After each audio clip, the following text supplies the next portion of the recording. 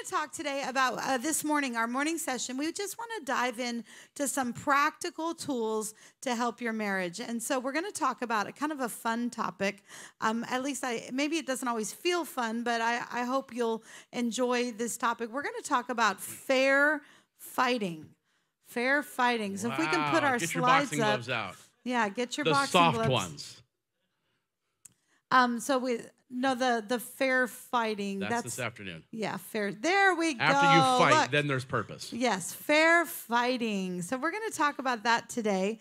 And I love this little cartoon. We want to show you a little cartoon. If you'll go to the next slide, and Kevin, you can read the cartoon to them for anyone who can't read it. The problem, as I see it, says the counselor, is that you both are extremely adept at pushing each other's buttons. You ever feel like that? Do you feel like your buttons are just right out there and like, there they go again, pushing my buttons. Put them under a box, lock them away. Come on now, don't give them that advantage. So we want to talk about those moments in the marriage where we push each other's buttons, right? And we have some conflict, because conflict is truly inevitable. All right. Maybe you thought when you got married that the love was just going to conquer all, and you would just listen to love songs all day and can't keep my eyes off of you.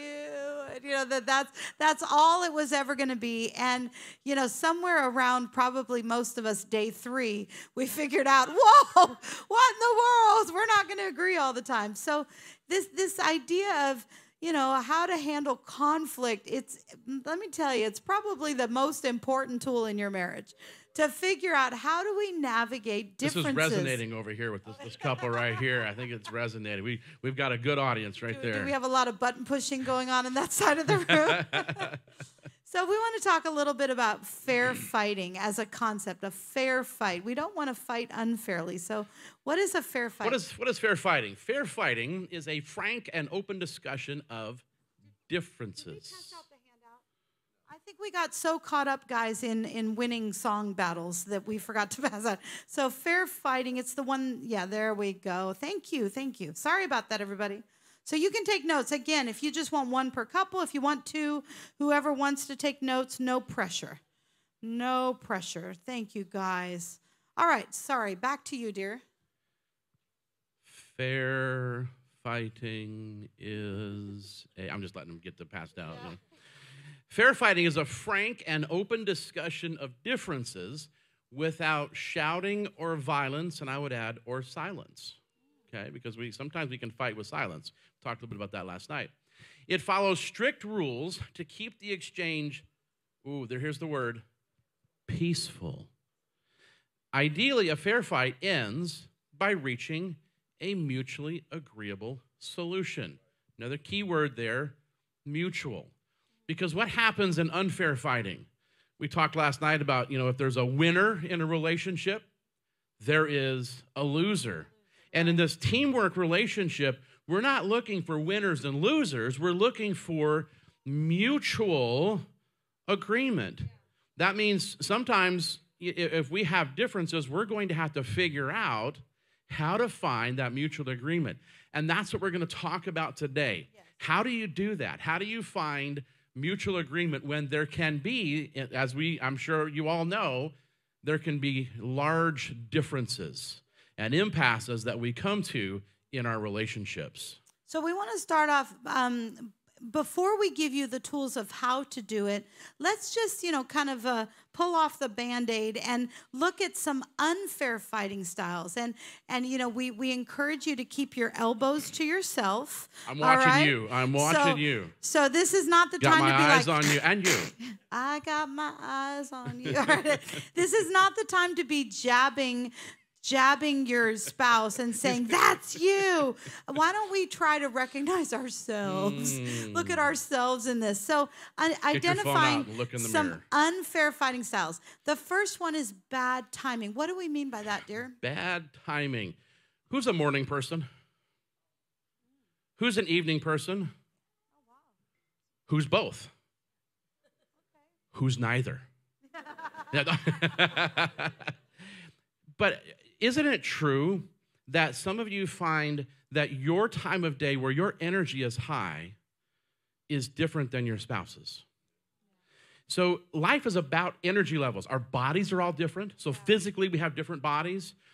We might eat differently, sleep differently. Our habits from childhood were different, and we're coming into this relationship. There was one thing that happened in our relationship when we got married. When I would go to bed, I would listen to music. Probably, some good gospel music in the background, maybe some jazz. I liked, different kinds of music. I could even go to bed listening to sports radio, to talk radio like that. As a teenager, I loved that. I just, doze off. I married a musician. So instead of hearing the music, she was doing this. 5, 4, 1, 3, 2, 4, 3, 5, 1, whatever they are. I don't know the numbers. But anyway, so she would do chord charts in her head. And she's like, I cannot go to sleep with those songs going on. So I had to adjust. Now we do rain sounds and waves on both sides of the bed. So they come together to make this beautiful sound. And we've mutually agreed on how to go to sleep. But timing is everything. Yeah. Having a time when you are, if you want your spouse to hear what you're saying, it's important that we find a time that they're ready to hear it. Typically, what would happen early on, and maybe not so early on in our marriage, I'm the late night person. We both a little bit are, but she's winding down. And as an extrovert, if we've been somewhere, I'm still kind of buzzing, or I'm thinking late at night about all the things that we need to talk about that we didn't get to because we were busy during the day. And so, 10:30, 11 o'clock when Stan's going to bed, I'm like, oh, you know what? I need to talk to you about the finances. I need to, we've got this coming up. I need to pay this bill. And then, oh, hey, can we schedule? We're going to be in Australia next week. To the list, like the whole list of things that we need to accomplish, that are urgent in our lives at 11:22 at night. And I'm like, well, we're together. We're together.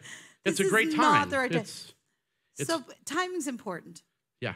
Finding that time that they're ready to hear. So I had to change that and find a time when she was available and present. Our pastor always talks about how he and Sister Trimble do coffee on the porch in the mornings. And most days of the week, that is their habit and that's their time. They do their Bible reading individually, but they're both there. And then before they engage their day, they'll take time to talk and strategize and have any important conversations. And, as much as I may covet that life, that sounds so lovely. What a beautiful thing to, regularly have coffee on the porch with your spouse. The reality is I teach at a college, and for me, the mornings I'm up and out the door, and, the pressing of the day hits me really quickly. Some mornings I have to leave by 7:15 in the morning. So, for us, that would be an impossible timing. That wouldn't be a realistic option. So one thing as a marriage, you have to find the time in your week that's a good time for both of you to talk. And it's based on the reality of your work and your life schedules, but it's also based on your own personal circadian rhythm when you are at your best. So bad timing can be a very unfair fighting style if you hit your spouse with complaints and trouble and difficulty at a time that they're just not mentally able to process. Yeah. The second one is blaming. So often the reason we're fighting is because we are accusing one another of something. We're presenting challenges and problems, and we're usually not presenting problems about ourselves. I need to talk to you about how difficult I am, and I need to tell you how nobody does that, right? Can we try it? Sure. Go for it. You go first. No. All right. Oh, thanks. Yeah, perfect. Prefer your brother. I prefer you, dear. I'm just elevating you in this situation. So, you can blame yourself first. I'll follow your lead. So, touche. So we're on this point right here, yeah, number 3. Too many issues. So blaming, it's very difficult, but it can become a habit. I will tell you that it can become a conscious choice to enter into conversations using I pronouns. That's a very powerful choice. What I mean by that is saying, I have felt blah, blah, blah, or I have been disappointed lately, or I have noticed my own emotions have been in such and such a place, versus blaming, which always starts with you pronouns. You never, you don't, you haven't, you let me down, you made this mistake. Like the instant for any of us, if someone comes at us with that pointed finger, whether it doesn't feel good, does it? Oh, it doesn't feel good. So blaming is not a healthy fighting style. Learning to take ownership for your own feelings is very powerful. And an I statement attached with a feeling word is a very powerful emotional connector, because that connects you with, I have some feelings, some emotions, I'm sharing them with you, and this is how I would like to proceed. Let's work on this. The third issue is in unfair fighting style, too many issues. So our brains really don't multitask. They really just switch. They go from one topic to another. Now, male and female brains are a little bit different. You've probably heard the analogies, the boxes and the ball of yarn, right? So for a woman, everything is connected. You're the ball of yarn just kind of, or maybe the wires, they're all firing at the same time. And for a man, we've got these boxes. I've got my work box and my sports box, and my favorite box of all that women can never understand, the nothing box. Yes, the nothing box. Love it, and I'm there. But if Laura's coming to me and she's talking about one of those strands, I've got to come out of the nothing box, and I've got to get into the conflict box, or I've got to get into the decision box, and we've got to figure that out. But it's important for all relationships to really tackle one issue at a time. There's a little tool that is called chunking that helps us in remembering parts of information. So if you look at a credit card, there are 16 numbers that are on a credit card, most credit cards. And if you are going to purchase something by phone and they ask you that number, if you were to say 6432987543216 could you repeat that, please? Sure.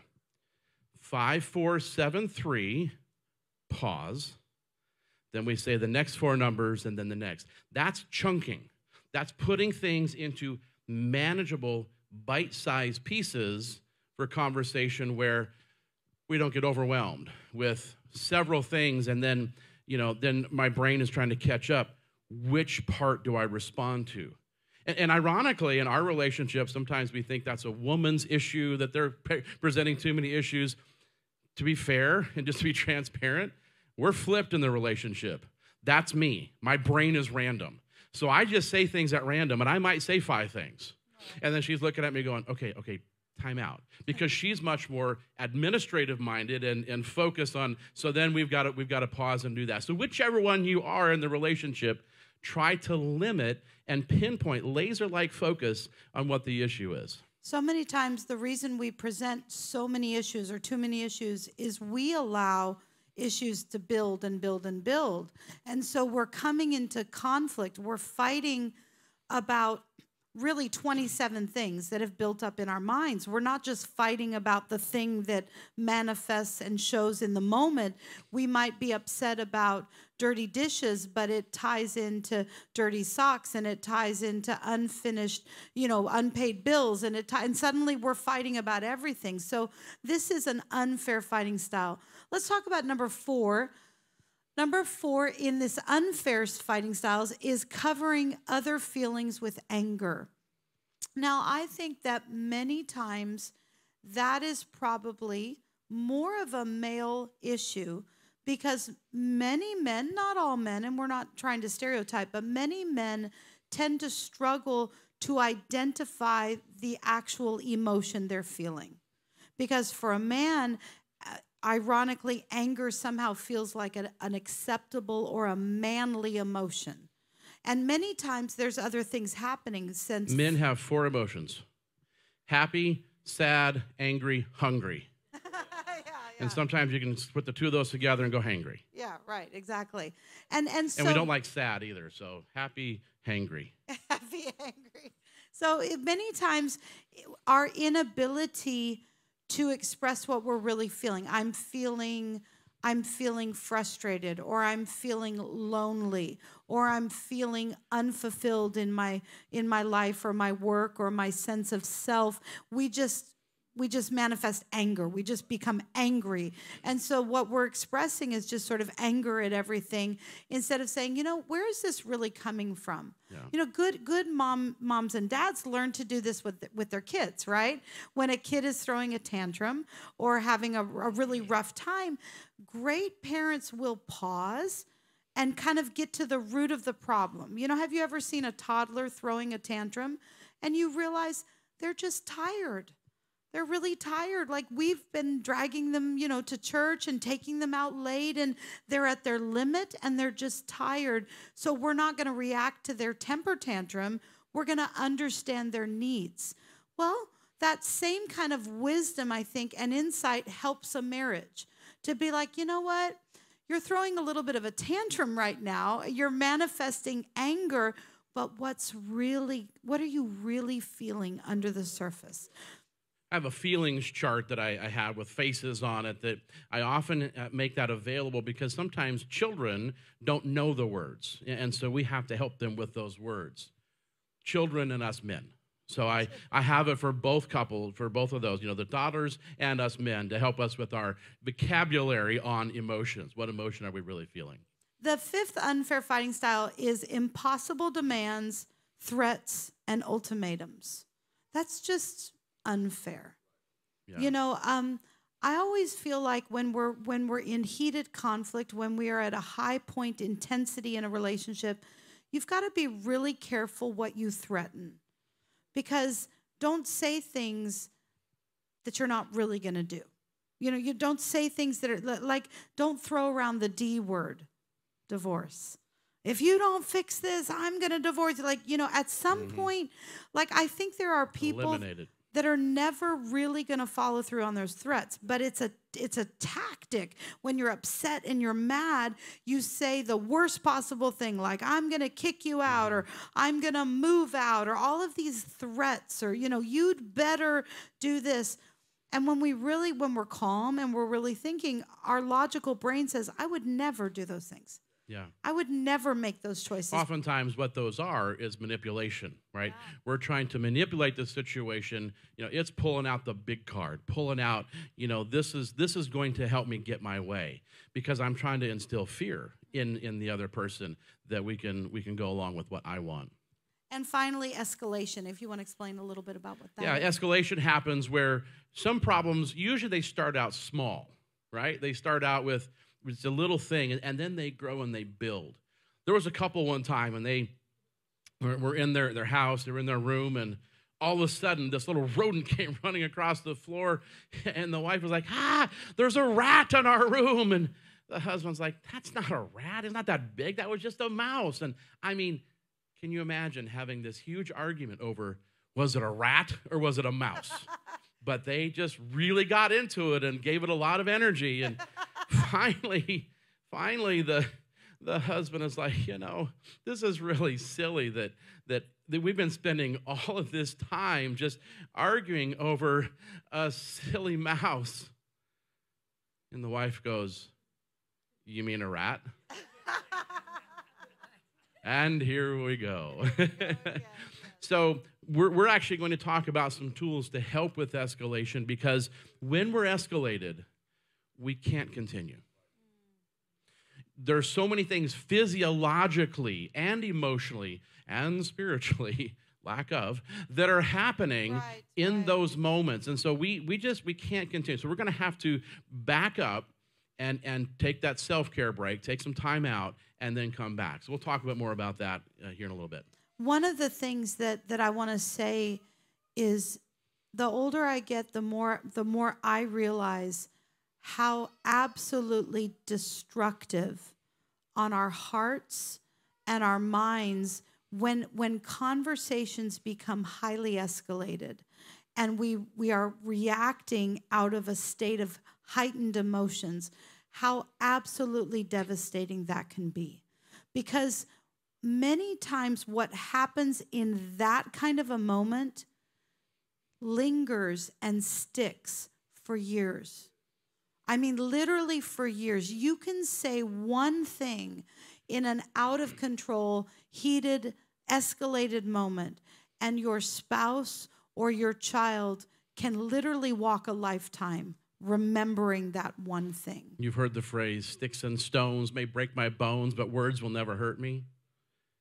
That is so untrue, so untrue. I remember being in seminary, and a Chinese lady, 35 years old, was in the class, and she began to tell a story about when she was a 5 or 6 year old girl, and her father told her to shut up. 35 years old.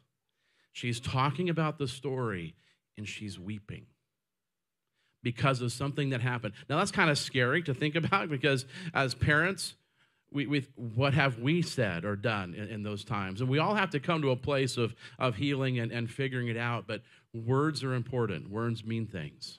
So escalation is really such an unfair fighting tactic, because the collateral damage in our relationships is significant. Yeah. And, you know, I don't want to say something in a heated moment that then sits forever on the shelf between us and in the middle of our relationship. So let's talk about fair fighting. How do we achieve fair fighting? Well, we really take 3 key attitudes that are going to help us move forward. So the first one is conflict is inevitable. Anytime you have 2 people in one room, you have the potential for, say it together, you're a smart audience. Wow. I talked a little bit last night about how I'm a therapist who doesn't like conflict and had to grow into that. What I finally recognized and realized is conflict is an opportunity for emotional intimacy. Think about that. We adopted our children. We have 3 boys. They were 6 months, 2 years, 9 months, and almost 5 when we adopted them. They're now 19, 21, and 23.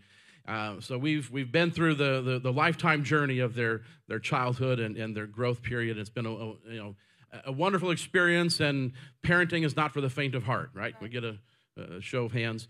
But one of the things that we learned, we had to go through parenting classes because we did a fostering period before we adopted them. And one of the presenters at the foster meetings shared this with us. She had adopted older children, and they were like 9 or 10 years old. And whenever she brought them home, they didn't connect right away. Attachment issues, right? Being separated, taken from their biological home. Who knows, what had happened and the circumstances and situations previously. But what she said was, one time, both of the children got really sick, and she was able to care for them in that moment. She was able to put them in blankets and bring them soup and, just all the wonderful things you do when you're trying to help a child recover. And it was during that time when they needed her and there was a conflict that it brought them closer together. So in the midst of that, emotional connection happened. So don't waste a good conflict. Wow, yeah. Right? Conflict could actually be the door to closeness if we deal with it in a healthy way. Yeah, that's really great. Second attitude that will help us have a fair fight is to just recognize that both of our needs are equally valid. Part of the reason that we fight is we think that what we want and what we're presenting and our point of view is more important than our spouse. So just saying, my husband may have a really important perspective in this, and what he needs out of this situation, out of this conflict, is just as important as what I need, helps level the playing field so that we're not coming in saying, the point is for me to get my way and for me to win, right? That just sets up a really bad fight, if that's what you're really telling yourself in your head. So our needs are equally valid. And lastly, we can both be winners. Yeah. We were at a marriage conference several years ago in the beginning of our marriage, and the presenter shared this concept with us that we are a team, we're working together, and we're not enemies. And he actually had us turn to one another and say, you are not my enemy. And this became something we implemented in our marriage. There would be times where we would have a conflict, and I would turn, or she would turn, we would turn into each other, and we would just say that phrase, babe, you're not my enemy. And something broke in those moments because we had to come back to a foundation, come back to a pinpoint, like, okay, we are not enemies. Let's practice that today. All right, I want you to turn to your spouse. Stan, just turn to that chair there and pretend. Run to the kitchen. Tell Sister And I just Robin. want you to tell your spouse, you are not my enemy. If you ran in the kitchen, she'd probably be like, what are you talking about? Have you been convicted? But I will tell you this. There's a real power in that statement. Try it the next time you're in the middle of a heated discussion and you feel your own emotional temperament rising. Just take a breath and be like, you know what, sweetheart, you are not my enemy. I promise you, you'll be a little bit mad at yourself for saying it, but it'll make you behave better. It really will. It puts you on better behavior if you just tell, you are not my enemy, because I think it holds us accountable that we're not acting like our spouse is our enemy, right? So that's an important thing. Well, let's talk about, we're going to give you 8 fair fighting rules, okay? 8 rules to help you have a fair fight. You ready to do this? And as we go through this, you have a handout, I think it's on the last page, that is a worksheet, and you can actually go through this. So you can actually, if there's a committee meeting that you're having, where some things have to be figured out, and there's some proposals and some things happening, take this piece of paper and go through it. Maybe go through it, beforehand, and then maybe come together. But this can actually be a tool that you can use if there's a committee meeting in your future. All right. First of all, set a time. And this is really tied to what we've already discussed. It's important to pick the timing for your battles, right? Timing is everything. Don't confront your husband with a big list of complaints when he's walking in the door from a rough day at work and hasn't even caught his breath yet. If your spouse gets in a little fender bender on the way home, it's not the time to hit her with, can't believe that, set a time. So pick your times. Number 2, state the problem. Sometimes we beat around the bush, right? There are different communication styles. There are people who are aggressive, and they're going to come in, like a house of fire. There's some who are passive, and we don't like conflict, and so we don't even want to say that there is a problem, so we stuff it down. But if we stuff it down too long, then that passive volcano begins to rumble, and eventually that passive volcano blows up, right? And so we have this explosion, and it lands on our spouse.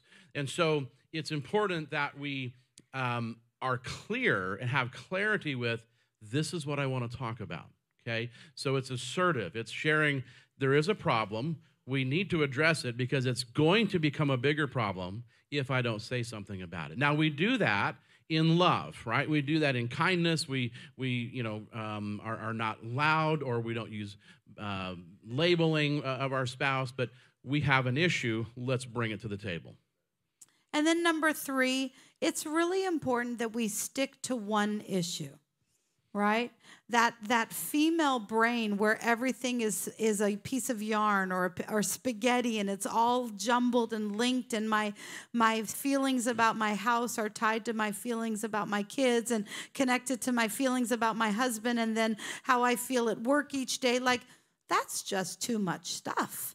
And it may be connected in your emotions, but it's really important that we just have conversations that are focused on one topic, that they're not going down rabbit trails. That we don't just launch into our overall dissatisfaction at everyone and everything simply because the bread was left out on the counter. We keep one thing the one thing.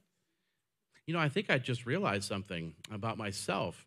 So with the female, sometimes we talk about the female brain being like spaghetti. And if you're a good Italian and you're eating it properly, you take the fork and you spin it around, you twist it, and you get a little piece of it on there. I have cut my spaghetti all my life. I want it in bite-sized pieces, one at a time. That's great. Stick to one. Cut your spaghetti up. No. No, maybe not. No. Honey, That's the my random Italians in the brain. room, That's just how I think. they are horrified at you right now, right? They're horrified. All right. And they would express. But the men get it. So number 4, express your full range of feelings. Now, this might seem like, well, that's just going to escalate. We're not talking about expressing feelings out of control. You know, we're not talking about screaming and yelling and crying and wailing and being out of control. But I think it's important to say words like, you know, when this situation happens, I find myself feeling both frustrated and helpless, or feeling like I don't have a voice in such and such, or I feel disappointed, or I feel like I'm reminded of such and such, like really being thoughtful about your full range of feelings. Now, here's what's not written on the list. To be able to express your full range of feelings, you've got to do a little bit of self-reflection. Why does that always trigger me in my marriage? Why does that always get me upset? Why does that rile? What is missing that I get so bothered by this thing between my spouse and I? So you have to understand your feelings to be able to express the full range of feelings. So number 5, propose change. If we have a committee meeting, there's probably something that we feel like is wrong. And so do we have a solution? We worked for a Bishop Kenneth Haney many years ago now. And one of the things that he would share with us, and the way he taught us, was, I'm fine with problems. Come with problems. But also come with solutions. You've redeemed yourself. Solutions, right? If there's a problem, that's fine, but have you thought about how we can become better? Otherwise, what are we doing? We're just dumping. Right? We're just complaining, like, well, here's the problem, and you do this, and da-da-da-da-da, and I don't like this, and I don't like that. Yeah. Well, what do you propose we do about it? Well, I hadn't thought that far. I'm just hangry. Yeah, right. And so in the moment, we just, right, it just comes out. So propose change. Do a little self-reflection. Do a little thought beforehand, and come with, here's an issue. Here's something I'd like to do about it. Now, be prepared that they might also have a proposal, and now we have to negotiate. Right? We have to come together.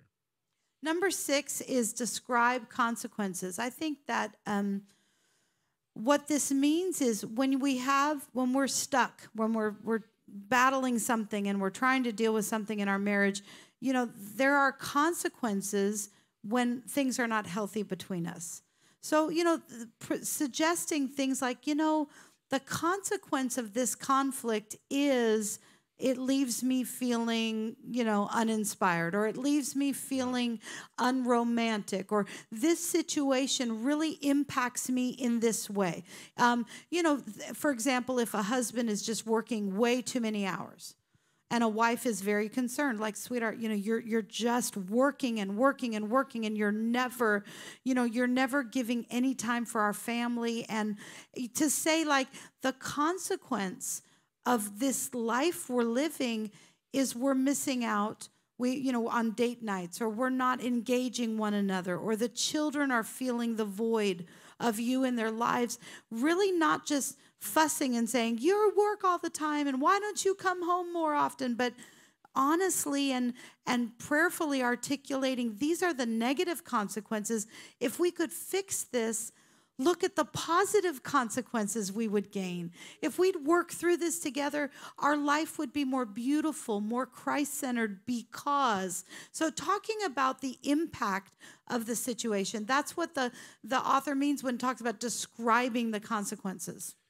Number 7 is prevent escalation. And under that, we have a few tools on how do you do that? How do we prevent escalation? How do we prevent that conversation about the mouse and the rat turning into World War III in the relationship? Because there are some of us, we don't have to look for a show of hands, but some marriages are very inflammatory.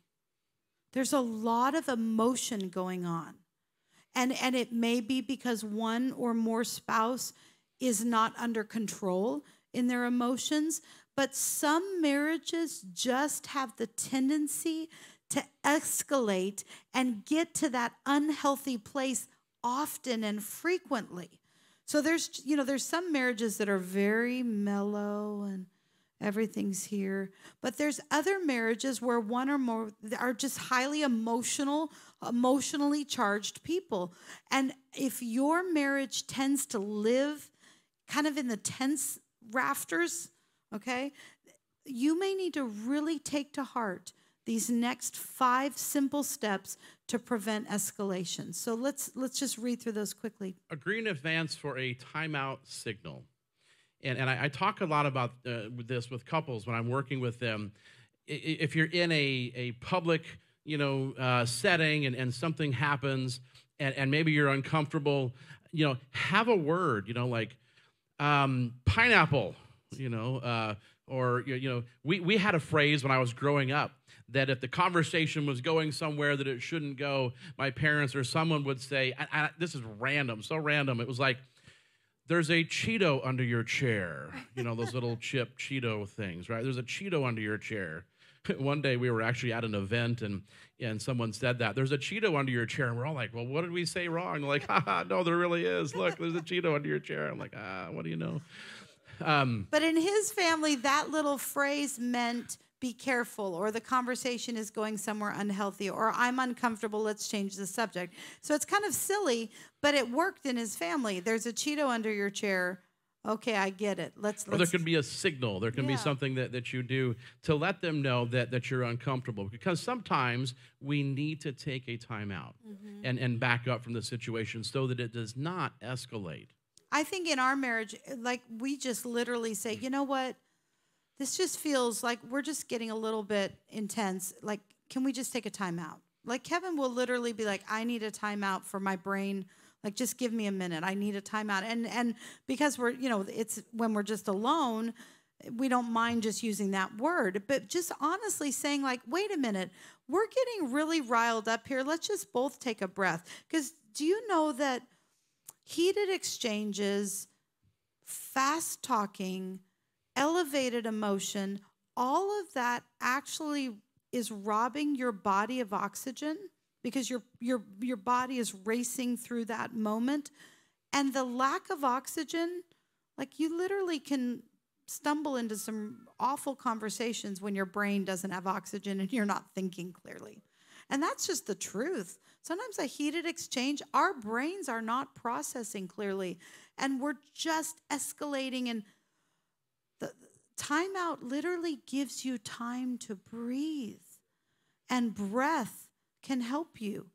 Just literally slowing your heart rate and slowing your breathing down so that you're not operating at that level. So the way the timeout technique works, though, there has to be some structure to it, because some people may look at the timeout technique as avoidance. Yeah, right. I'm going to call a timeout. I'm going to leave, and I'm never going to come back. And then sometimes as we're leaving, we throw those last words, I'm done. But then as we're walking out, and furthermore, okay, no last words, right? But I think it's okay in a relationship if one or the other of you recognizes that it's escalating. Hey, I need a timeout.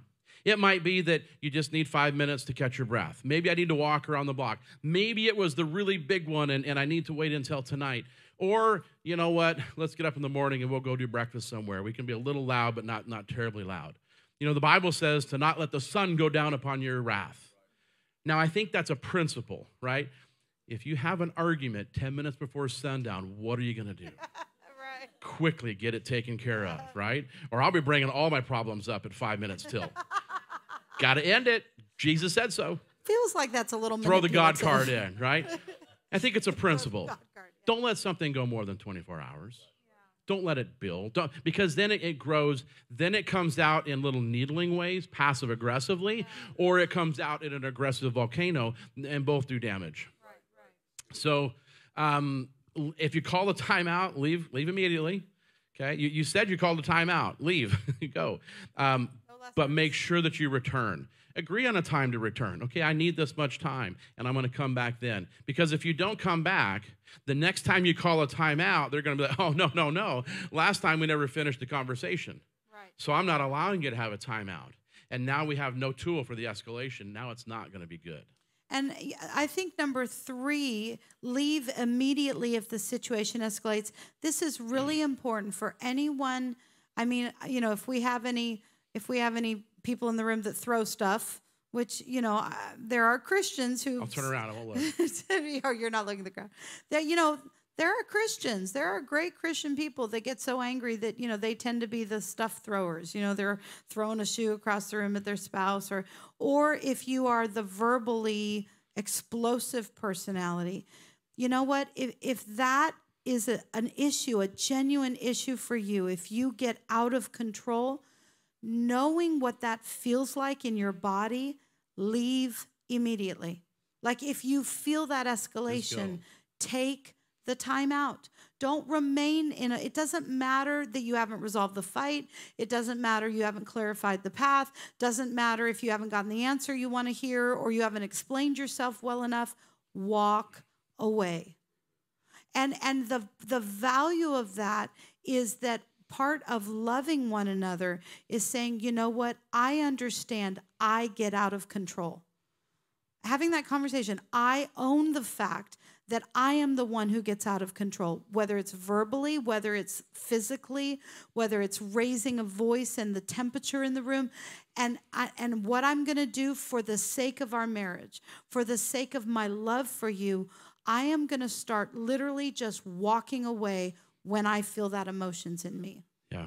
But then the important thing is number 4, always return. Because if you are highly emotional, whether it's through physical demonstration, which is very risky, because if we'll get physically explosive, it's very easy for those scenarios to turn into abuse, right? Yeah. So, you know, if you have a tendency to throw shoes or, you know, throw pots or swing things, I mean, seriously, there are people, you know, I've known of pot swinging women, you know, they're just like, they get mad and they're cooking and they swing a pot. You know, God forbid, like you can do forever damage. I had a client that I affectionately named Stud Finder. He got really angry, punched the wall, and he was really good. He found the stud. Totally damaged his hand, like literally broke probably every bone in his hand. And I don't know, a few weeks later, he was gone. I never saw him again. I don't know if he ever regained full use of that hand. So it can be a very, very damaging thing. But it's important that you return because if you are on the receiving side of that kind of explosive anger and explosive verbiage, that's a very lonely place to have someone march out of the room and then never to come back and address and deal with and talk through. So the return is incredibly important, but the leaving in a highly charged moment is also a safety issue and a love issue because all it takes is one moment to forever break the bond of trust between a husband and wife. Lastly, don't rehearse what you should have or are going to say. And I think that's important because conversations are fluid. Now, it's okay to have maybe a general plan or you know, I need to ask forgiveness. That's okay to rehearse. But if we rehearse it too much, then when we get into the conversation, if it doesn't go the way we want it, then we get angry again. Sometimes I'll do that. I'll think like, this is what I need to get in there. And then the conversation veers off. I'm like, no, I want to get my points in. You know, I got bullet points. Look, number 6 was missed. Well, maybe we actually fix that up here, and I don't need to bring out number 6 now. So be careful about rehearsing too much. Number 8. Yes, finally, we want to come to the closing point of our strategies for fair fighting rules. So the 8th rule, we sat on the 7th rule a little bit and gave you specific details, but back to our 8th point, end in agreement. Now, you may not like these next 2 words, or counter-proposal, or postponement. Committee meeting.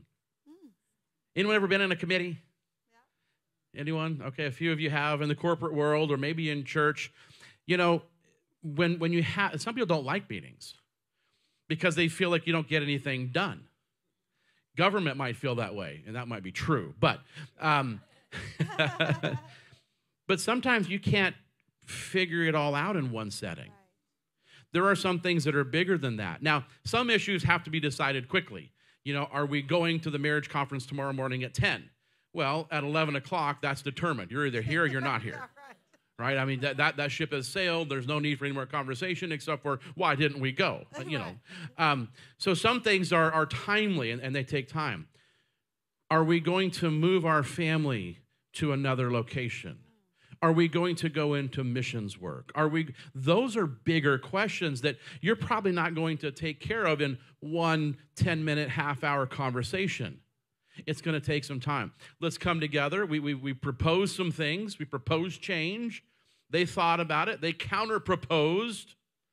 Okay, well, let me pause and think about that. Let's come back again next week and talk about it. Let's postpone it, and we'll pick it back up again. So some things are ongoing conversations that we have to wrestle with and deal with in a long-term situation. And I think for most of us, when we end a conversation in a healthy way, even if it's not total agreement, but we can say, you know what, I've heard your point. I think we're getting closer to an answer. I think, we are figuring this out. The journey of healthy emotional communication is rewarding in itself. Like, honestly, there's been a lot of times that we haven't figured it all out. We haven't made some giant change. After 28 years, we haven't figured it all out? We have not figured it all out. This is true. Even on today, on this 28th day, 28th year, we still haven't figured it out. But you know what? For me, at least, the emotional journey of knowing that we're wrestling with it together, that we're processing it, we're talking about it together is beautiful. And sometimes we might be afraid to even have a conversation because we know that we may not come to agreement. Well, we can at least give each other the gift of the emotional journey.